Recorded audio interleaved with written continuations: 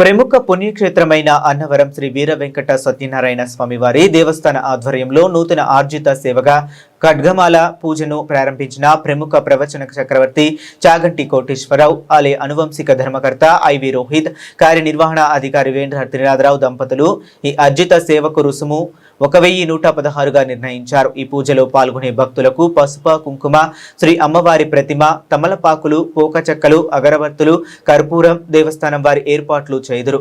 పూజలో పాల్గొన్న భక్తులు కొబ్బరికాయలు, అరటిపండ్లు స్వయంగా తీసుకుని వచ్చి పాల్గొనవలెను అని తెలిపారు. అలాగే ఖడ్గమాల పూజ పూర్తయిన తరువాత భక్తులకు శ్రీ అమ్మవారి ప్రతిమ, పులిహోర ప్రసాదం, 250 గ్రాముల కండువ, రవికిల వస్త్రము మరియు వేద ఆశీర్వచనం కల్పించబడునని ఆలయ కార్యనిర్వహణ అధికారి వేంద్ర త్రినాథరావు మీడియా ప్రతినిధులకు తెలిపారు.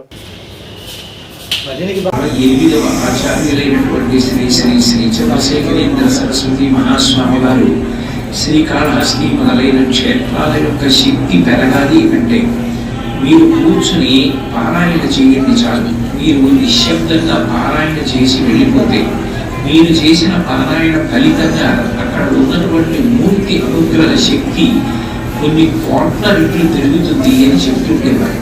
అప్పటికీ శ్రీకాళహస్తి క్షేత్రంలో ఉన్న విద్వాంసులు నాతో కలిసి మాట్లాడేటప్పుడు మహాస్వామి గారు చెప్పిన ఈ విషయాల గురించి చెప్తుంటారు.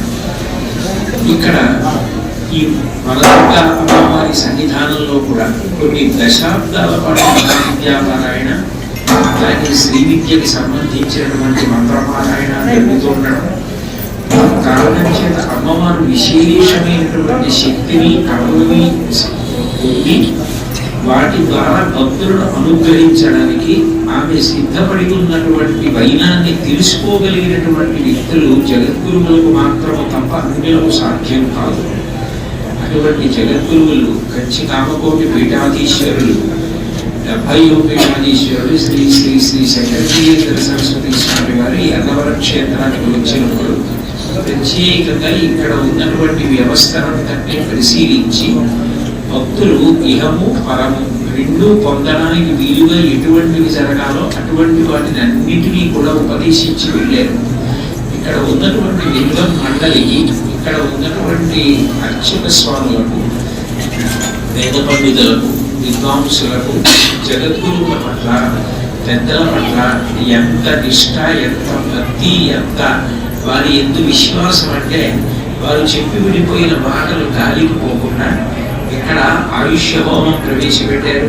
తద్వారా ఈ అపమృత్యు దోష నివారణమై దీర్ఘాయుర్దాయాన్ని పొందితే దాని వలన ఆ యజమాని వలన కుటుంబం అంతా కూడా ఎంతో సంతోషంగా ఉంటుంది. తల్లిదండ్రులు ఇద్దరు దీర్ఘాయుష్మంతులై ఆరోగ్యవంతులుగా ఉంటే పిల్లలు చక్కగా వృద్ధిలోకి వస్తారు. అటువంటి అనుగ్రహాన్ని వర్షించడానికి ఆయుష్య హోమాన్ని ప్రవేశపెట్టారు. ఇప్పుడు ఇక్కడ అమ్మవారి దగ్గర ఎన్నో విషయాలు